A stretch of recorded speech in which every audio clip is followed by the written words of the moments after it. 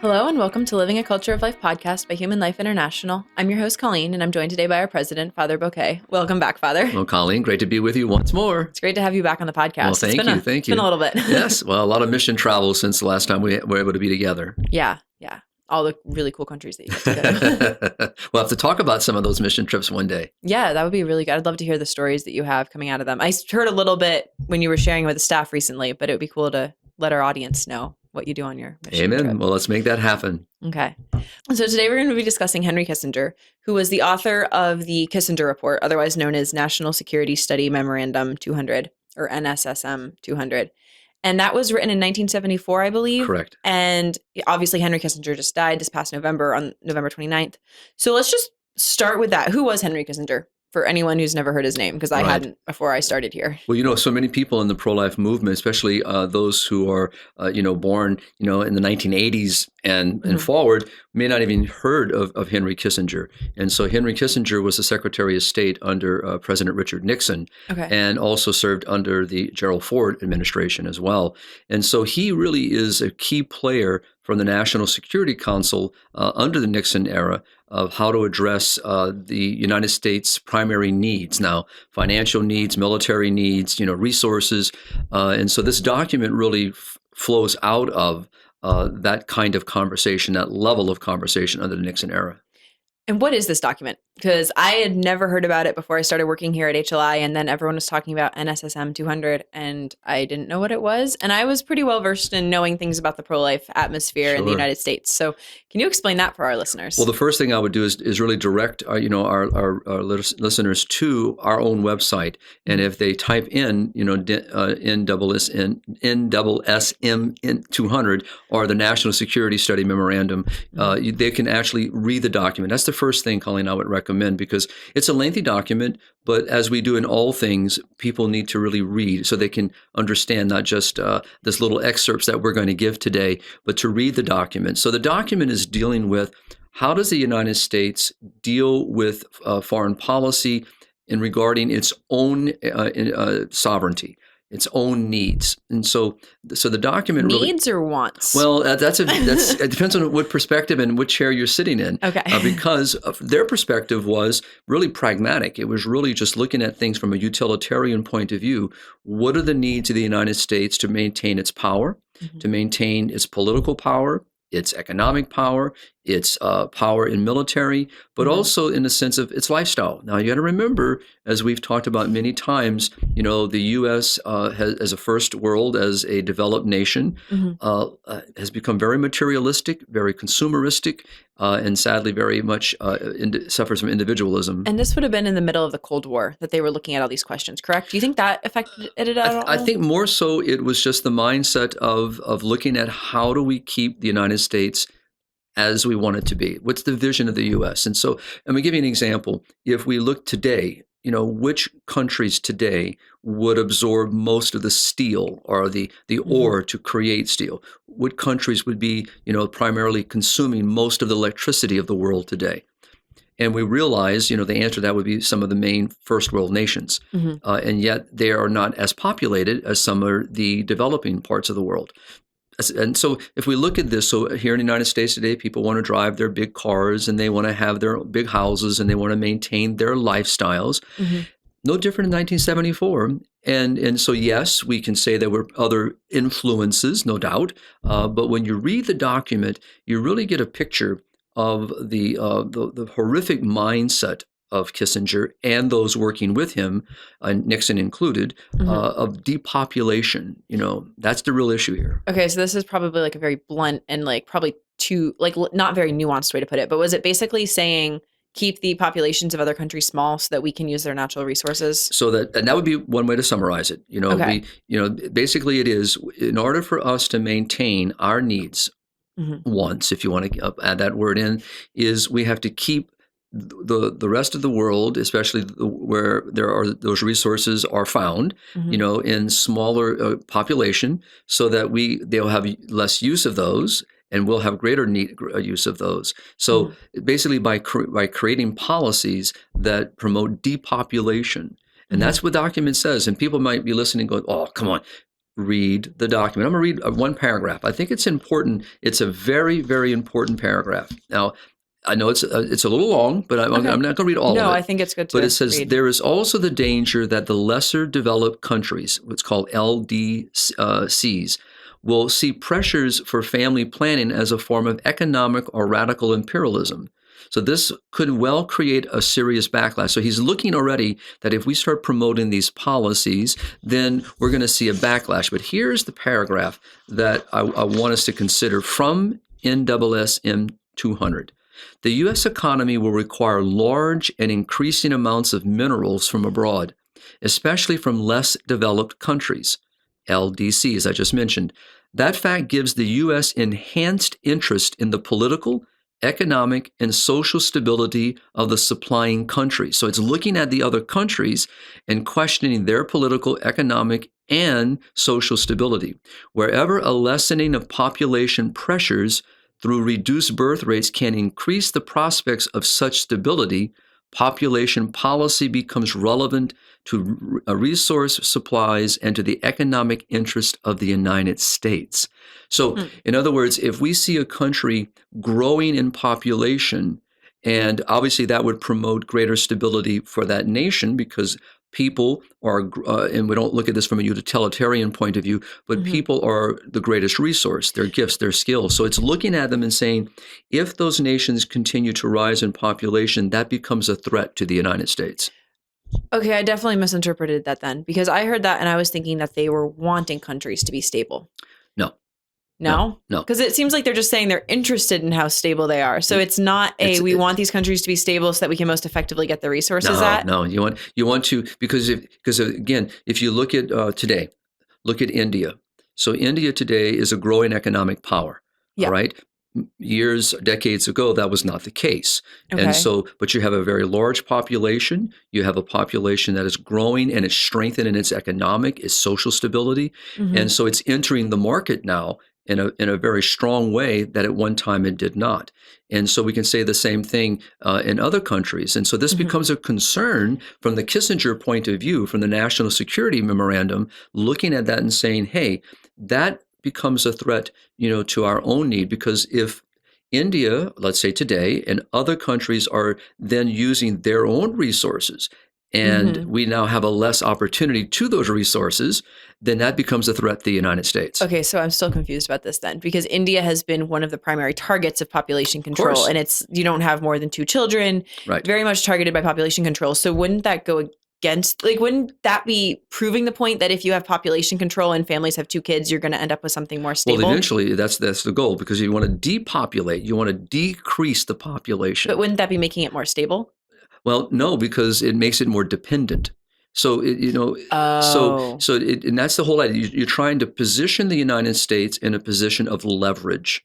This is the motivation. So basically, if we have to stay strong. We have to be, the main player on the block. And so in order to maintain that, we need to make sure that these other countries are not growing in stability. Now, we can't come out and say that. That's why I was reading this other quote about we can't come across as imperialistic here, and colonialism that we once had around the world. We can't do that because that would portray us in a very bad light. Nor could we go out and impose depopulation policies. So when you read the document, you're going to hear about abortion. There's a section on it. But it also recognizes in that period of time that we could not use money from the United States to leverage abortion around the world. However, what we could do is leverage the United Nations. We can leverage their policies and their procedures and international people to go in and speak about, these issues and make these available, whether they're legal or illegal. So by reading the document, you get it clear. It points out 10 countries.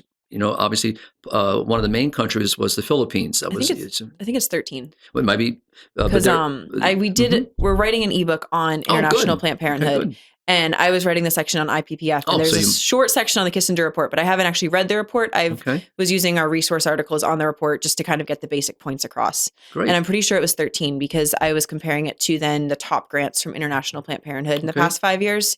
And a lot of those original 13 countries are still receiving the highest amount of funds from International Planned So it's Parenthood. good. And so that's great. I mean, that's why, think- reading it and, being familiar with it is going to Mhm. help, whether, to look at, because today, if you kind of consider that this policy of the United States, this is a foreign policy, this is a state policy, is still followed today. This is still being used. It has never been rescinded. It's never been denounced. And it wasn't until the 1990s when it became public.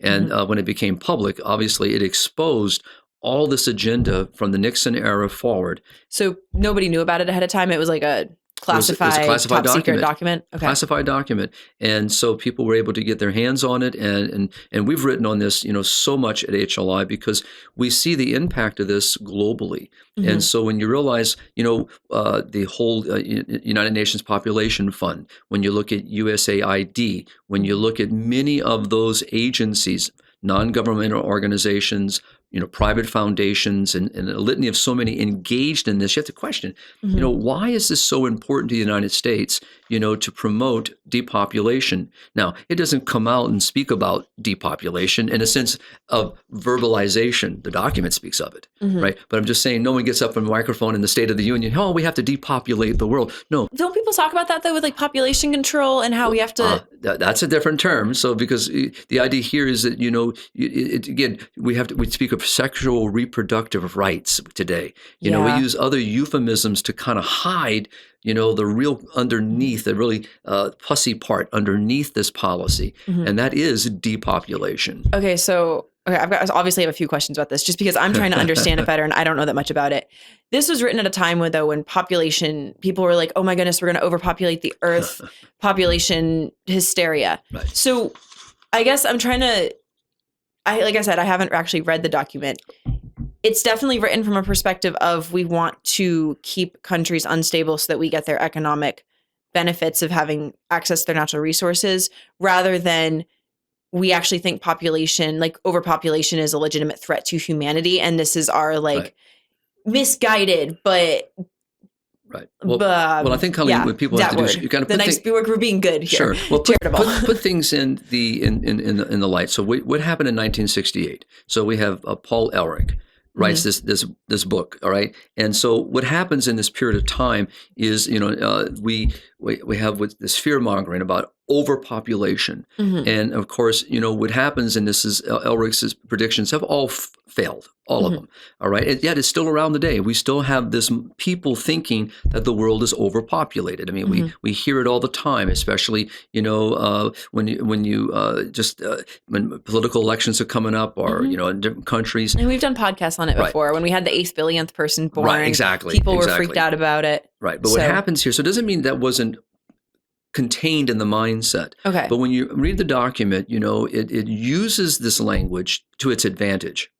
Okay. To promote and to play on that fear to kind as a state policy. Yeah. To couch this policy in... Well, to give it the boundaries, to kind of set it within science and evidence-based, which Paul Ehrlich's one is not. And so it has been debunked time and time again, all of his predictions. Dr. Brian Close has written on this many times, and it's on our websites. People can access that as well. It'd be great to get Dr. Brian on here one day because this is what he has spent so much of his research doing is debunking all this, but also exposing it. And we have actually he's written so much on the National Security Memorandum, and in all of our training programs, this is one of our key documents that we start with to expose the policy. Because as we've talked about here in our podcast many times, people in the developing worlds, those that are having imposed upon them these horrific depopulation, population control mindsets and frameworks and policies and procedures,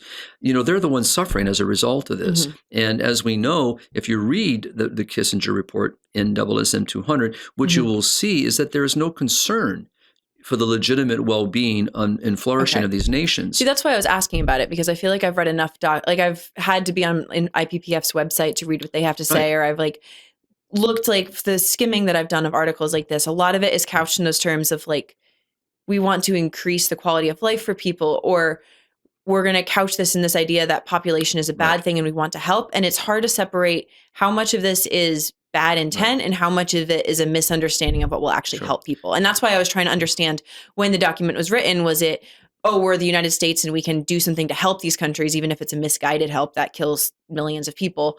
Or was it, we actually just want to benefit from it?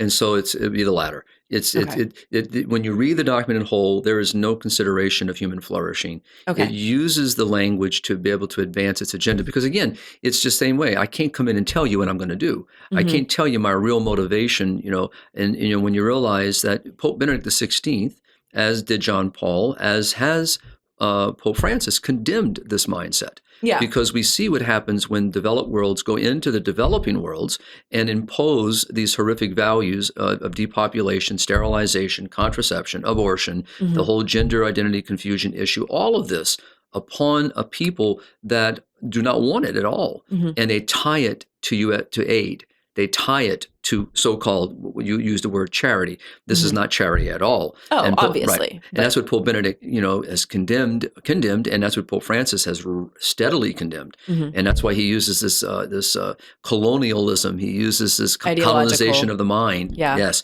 And so here, when you read this, it really can get you angry because you realize what's behind all of it is not anything other than a selfish motivation. Now, people may read this, oh, what about the sovereignty of the United States? Well, that'd be a conversation that we can speak about. But do we really benefit on the backs of other people? And when you figure like in Africa, for example, when you have nearly 30% of the total continent without access to clean drinking water, but you will have ready access to contraception and abortion and many other things that they don't need at all. And so when you look at the same thing in the Philippines, and especially in different parts of the Philippines where there's still a great need. And so this is all tied to this, Colleen. Yeah. I just found the list of the 13 countries. Oh, good. You found them. Awesome. Yeah. India, Bangladesh, Pakistan, Nigeria, Mexico, Indonesia, Brazil, the Philippines, Thailand, Egypt, Turkey, Ethiopia, and Colombia. Right. And then when I was going through, I wrote these down because I had these on the list. The International Planned Parenthood financial statements from 2018 to 2022. Right. So the 5 most recent ones. I don't think any have come out since then. Bangladesh, Colombia, Indonesia, and the Philippines have received in the past 5 years at least one of the top grants. Right. And then India, Pakistan, Ethiopia, and Nigeria received a top grant all 5 years. Correct. So out of those 13 countries, 8 of them are still getting top grants from International Planned Parenthood. And when you think about this, people listen to this immediately, especially maybe not our audience who's been around long enough. They see, they understand, they recognize, as we do with Roe v. Wade, what happens on a global issue is that with the overturning of Roe, it affects how the world looks at this as well. So here's another example that we're not surprised by the actions of the United States imposing its own ideological positions and values, so-called values, upon the rest of the vulnerable world. Okay, so we've talked about how the United States had an economic interest in imposing this kind of population control in other countries, specifically the 13 targeted ones. How did they go about doing that? What does the Kissinger report lay out of the tactics for what are they promoting? How are they reducing this population? Right. So we already spoke a little bit about it, alluded to it at least. So you have to really recognize by using agencies, the United States itself can't be seen, with dirty hands, because it would be perceived as, oh, you are intruding upon our own sovereignty. Your selfish motivations are about your own self, not about the well-being of our country. So again, we have to bring other mechanisms in order to do this. So International Planned Parenthood Federation, you've already mentioned, became... It's specifically named, I think. Well, I haven't read the document. I've heard that it's specifically named in the document. It does. And so it moves it right in there. So basically it says, so I'll pull from it for you. So basically when you read the report, it's called The Implications of Worldwide Population Growth for U.S. Security and Overseas Interest.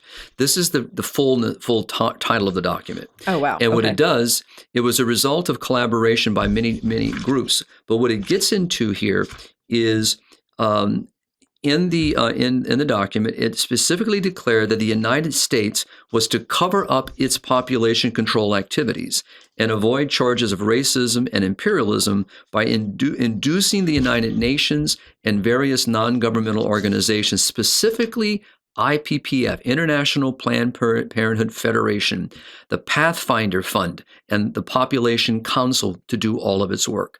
Now, this is all coming from, I'm using notes from Dr. Brian Close's research.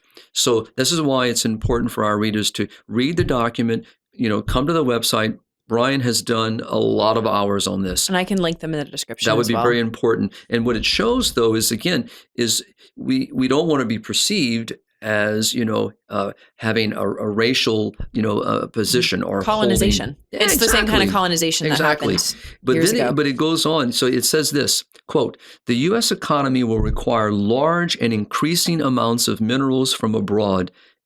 So as I quoted earlier. So then what it does, so it looks at it and says, if we don't have those resources, it puts the United States in jeopardy for its own social, its own political, and its own economic stability. So it's using language that the United States is being threatened by this growing population. So the way to deal with this is we have to promote a lesser population. And so the document is dealing with this. And so when you realize when Kissinger, like in my own article in Spirit and Life after Kissinger died, I talked about a recent interview that Kissinger did, and he's actually praising the one-child policy of China, all right, and because of what it's created, and so it's important for our readers to realize that Kissinger maintained his 100 years of life. I mean, his adult life, believing this mindset and seeing it as a value. Okay, so going back to the question I just asked, you answered my second one. The one I was trying to ask was, which I didn't phrase very well, was what means were they using to reduce population? Was it abortion? Was it contraception? What were the actual practical, this is how we reduce population ideas laid out in the Kissinger you have to look report? at the groups they're working with. So obviously it's going to be through types of contraception. So you have to convince people that they are better off with a lower population. This is the argument still used today. So sex education? So you would use the sex education programs. You would obviously be promoting the use of contraception globally. As I mentioned earlier, the Kissinger report recognizes that it cannot use U.S. funds to advocate for abortion abroad. And so it realized, so that's why it's using these other agencies to be able to do their work. So I've also heard that they specifically mentioned abortion as no country has been able to reduce population without abortion. So it's obviously saying it cannot do it directly, but it realizes, as you just quoted very beautifully from the document, that no country has been able to lower its population without abortion. So this is a key element here. And so what do we see now globally in the state policy of today? So we have, under the current administration in the United States, a president and his party advocating for funds to be used, and nothing to be prevented from using funds abroad as much as they can. But basically, they can give money to, or like USAID, or they can give money to the UN, and then the UN can then use that money to promote abortion. That's correct. So directly, the US isn't funding it, but the US is giving money to an organization that's going to use it. And you're talking millions into the billions of dollars. Yeah. And so, and also working with other agencies, some of them, as we just mentioned, International Planned Parenthood is still a very active participant in this. So to answer your question directly, yes, they promote what today they would call sexual reproductive health. The rights of women to be able to have access to reproductive health. That's what they call it. It's not health. It's sterilization, contraception, and abortion. This is what we're talking about. And you mentioned India earlier. Yes, we still have very clear issues, which can be a podcast unto itself, with the use of by imposing upon women, especially after a second cesarean delivery, to be sterilized. So this is a very big issue still today that we're dealing with. But when you look at the Philippines, for example, so you want to see what's the fruit of all this, okay? Well, the fruit of it can be looked at many ways, but I would say, what has the mindset created? So today we have, obviously, did the United States create the China's one-child policy? No. China did that, all right? So the Communist Party did this. But when you look at the Philippines now is below, for the first time, replacement level.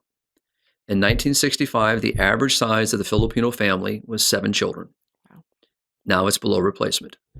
So and it's the United States that's imposed these values upon the Philippines. Mm-hmm. So, and not just the United States, obviously other first world nations, in their own policies. We see UK aid working, all over Africa, doing the same thing. We see the issues out of Japan as another example. Australia is another one. New Zealand's another one. Mm-hmm. So there are many other so-called developed nations that are imposing this. So the fruit is here, and you're realizing that you look at Europe as a whole. All right, is below replacement level. Yeah. So we have an entire populace, not just because of the Kissinger report. Mm-hmm. Kissinger report is taking advantage of this moment of time. Mm-hmm. And remember now, we got to go back, late 1960s. Saying this is how we can use it to benefit. Yeah. You got to remember the idea of legalization or imposing of abortion upon the United States. And this would have been a year after Roe in 1974. That's right. So you see, they're taking, and also you have Paul Ehrlich's document in 1968 talking about this population boom. So people, today I have very dear friends, who are in the latter part of life, who will sometimes speak of this language, and so it's out there. I'm still, I guess, stuck on the logic of this though, because you would think that if they're really trying to make the United States like superior in a sense, like, oh, we're going to use these means to lessen the populations of these other countries. Why didn't they? But if you have lots of kids and you have a growing population, you're going to have a more stable country. Right. Why weren't they at the same time encouraging Americans to have lots of kids? It doesn't seem logical that you're saying, let's reduce the populations of these countries so we get their natural resources. You're trying to think of it that it had a logical motivation. It does not. So it double standards. It has within itself. Remember, again, we want to live like we want to live. So in the sense of, look at the United States. We're below replacement level ourselves, all right, now for the last, I think it's now 7-8 years. And so, but we like our lifestyle. And this is what people have embraced. And I'm going to give you an example of how that works. So if you look at the many parts of Europe, so where countries have been incentivized by trying to give money to couples to welcome children, it doesn't work. China has tried this. It's not working because you've created the mindset that in order for me to be able to travel, to have the niceties of life, to be able to enjoy my freedom, to kind of go where I want to go and not be, shackled down by children who are costly, expensive. In Time Magazine, was it or Newsweek? Brian talks about this all the time. I can't remember which one. It's either Time or Newsweek, one of the two, put that to raise one child cost a parent over $1 million. And put a barcode across the child's forehead. I think it's Newsweek. And so you can think of all this stuff as feeding this and in fear of another country growing in population. So you can like you get Cold War period. What happens if a population grows? They become a threat, to our own country. And that's why you can look at the document as it looks at both the social, the political, and economic, and also military point of view. So it was less of how can we strengthen the U.S. and weaken these other countries. It was more of how do we stop these other countries from becoming a threat to our nation. Well, I think it depends what you mean by strength. Our way of life. It was looking the strength of the United States. It's the I guess I meant through the same means. It wasn't saying reduce the populations of these other countries, but we should encourage the population of America so that we remain quote unquote superior.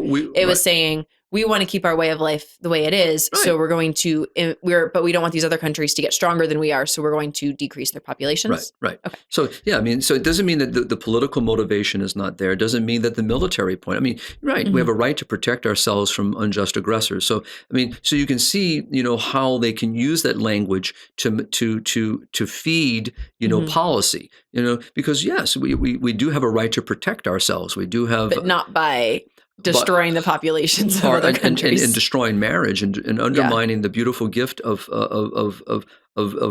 love between a husband and wife, and and imposing these values. Africa is a good example of this.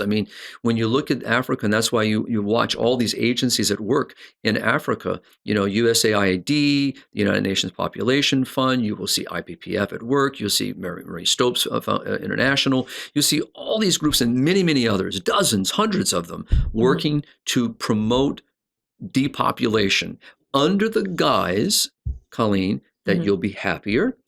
You have much more economic stability. You be able to have a nicer home and be able to take care of your other children. So it's a mindset imposing, but all that it's done in most regard has made larger families into smaller poor families. I mean, so Mm. basically, because as Emil Hagamu in Tanzania speaks about all the time, and I've quoted him numerous times. Mhm. You look at Africa, which is really where the population is growing. Mhm. Nigeria, Uganda, and other countries within the continent, and yet no electrification, no Mhm. access to clean drinking water. The whole issue of infrastructure, bridges, highways, the access to good hospital, health care. Mhm. These are the things that are needed. This is what Pope Francis, Pope Benedict, John Paul II, and many others have saying that, and this was condemned under John Paul in Centesimus Annus as well. He speaks of this in the idea that, shared resource. So, for example, I'm going to just make up a resource. Let's say access to technology, just Mhm. the internet. Now, the internet is nothing more than a tool. It can Mhm. be used for good and it can be used for evil. It's a tool. So, but how many people in the developing world do not have access to good technology? So, Mhm. but yet technology has helped many countries like the United States to be a player on the economic market, to help bring stability to its own country and to economic growth. Would we not want the same for Africa? Of Mhm. course we should. That's what John Paul would talk about. This is what Pope Benedict talked about. Pope Francis has been talking about. And Mhm. the idea, but we're tying charity, we're tying economic growth to depopulation, to all this. This aid is only going to be given to you. Look into Joe Biden. This is under the Obama era. All right, let's go to Nigeria as a good example of this. The money will flow, quote from Joe Biden, if you change your constitution to include, i.e., reproductive health. So Mm. this is leveraging, an evil upon a people that's not what they need. So giving funds if they support the things that the administration wants them to, and withholding Correct. funds if they refuse to. Correct. And Interesting. and the motivations that lie underneath the scab of the Kissinger report are still here today. It's Mhm. still, this is under the Trump administration in the United States. When President Trump was trying to deal with some of the USAID and other issues and was successful in decreasing the amount of funding, Mhm. he admitted, and so did other members of his administration, that he didn't make reference to the Kissinger report directly, Mhm. but what he made reference to is that this policy, this mindset is so tentacled into so many departments, Mhm. it's very hard to get it out. And it's true because this is policy. So imagine now, so if this is the state policy, which it was under the Nixon era, Ford Mhm. era, moving forward, that means every department under the federal government has to be in line with this. So And you can it's see, never been rescinded, I don't never, believe. no one Okay. has ever come out and actually rejected this document and Interesting. denounced it. And so this is key today in our current state policy. All you Mhm. have to do is listen to Joe Biden, Why listen don't to the administration when they speak about these issues. why don't people talk about that?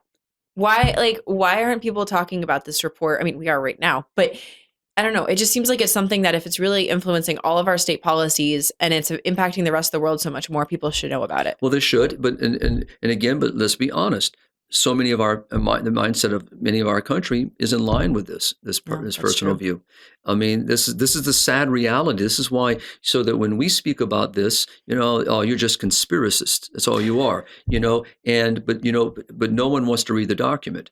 Read what it says, look at the people, and you just gave a perfect quote of a current reality of this same document. Those 13 countries that you made reference Mhm. to, and the very fact of the money that's being given to the International Planned Parenthood Federation to actually give to these specific Well, countries that's are just the money that money, right? International Planned Parenthood gives them. I don't know Right. what money the US is giving to Right. IPPF to give them. So you'd have to see, you have Yeah, to follow I back. didn't go that deep Right. dive into it. It That's was more where of how do these two, do they line up with each That's other? where Brian Close could be of help because he follows the number, and Yeah. and the billions of dollars that are being allocated toward these agencies. And just think, we're just one country among many others. The Mhm. UK has its own very similar approach in state policy. We can look at the issues of Australia, very similar, because what we do is we couch it using that term that you mentioned, that couch it under stability of the United States as a sovereign nation, Mhm. that to protect our own borders, to protect our own interests. And that all sounds good because they are in themselves important, Mhm. protection, not being able to be overcome by another foreign power. These are all things that we must be concerned about, of course. But that's the word. That's but and so this is where it's important for us to look at this. And then again, if we look at the amount of money being given to the United Nations Population Fund, if we look at the amount of money that the United States is given to the United Nations and other agencies to do what? What is the purpose of this? Now, again, it doesn't mean that every little detail that they're doing. For example, I can point out that USAID, all right, actually has many programs that are very good programs that are supporting good things. At the same time, I can point out many, many horrific things that the USAID is supporting in the developing world. So it's important to see that, we've always, in the sense of HLI, looked at this is it's not so much that the government should not be providing funds for certain works around the world, but it should not be attached to this kind of policy. I just realized the Kissinger report was 50 years ago. Right. Because 2024, it's 1974 to 2024. Interesting. Right. We'll be writing more about it. Actually, it's going to be very much something.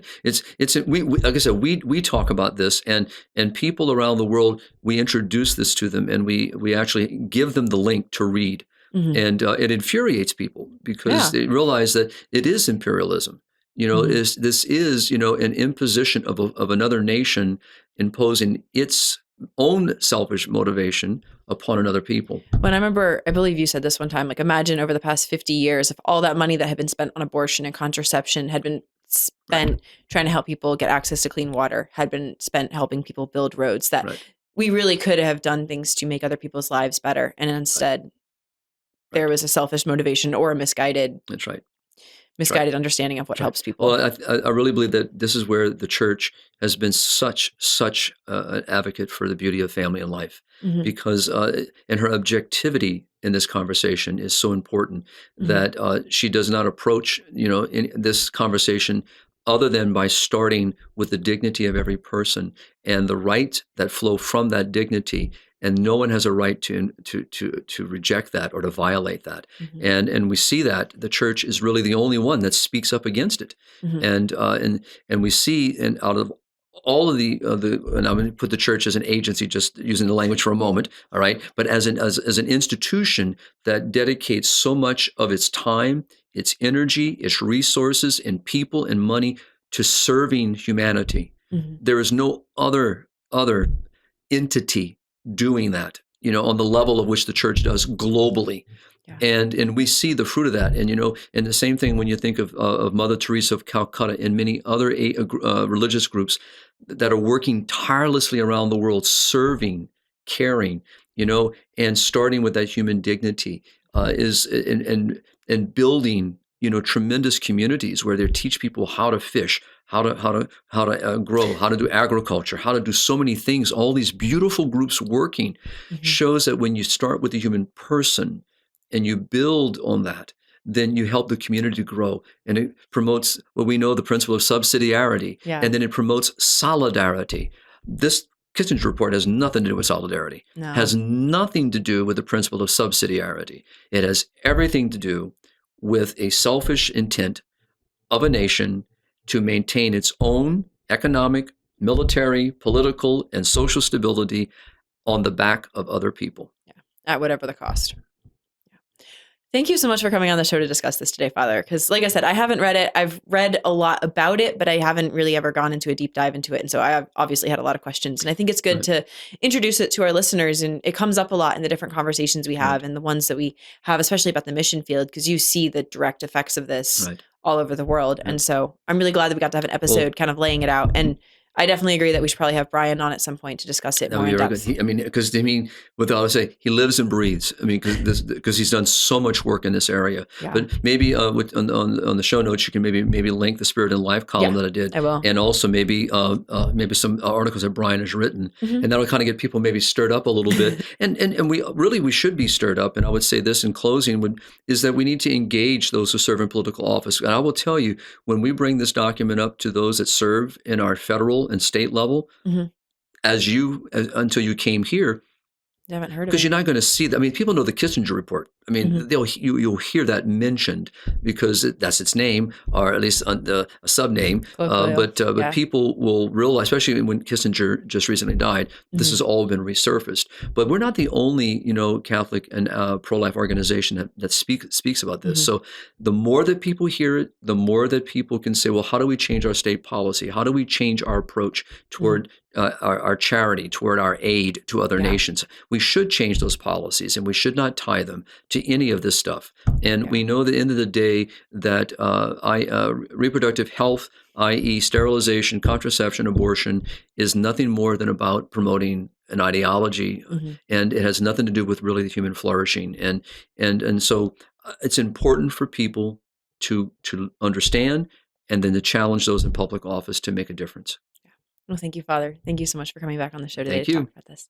And to all of our listeners, please like, follow, subscribe, leave us a review, and check out the new ebooks we have coming out. When the Planned Parenthood ebook comes out, I'll link it in the description below. Thank you. Have a great day. God bless.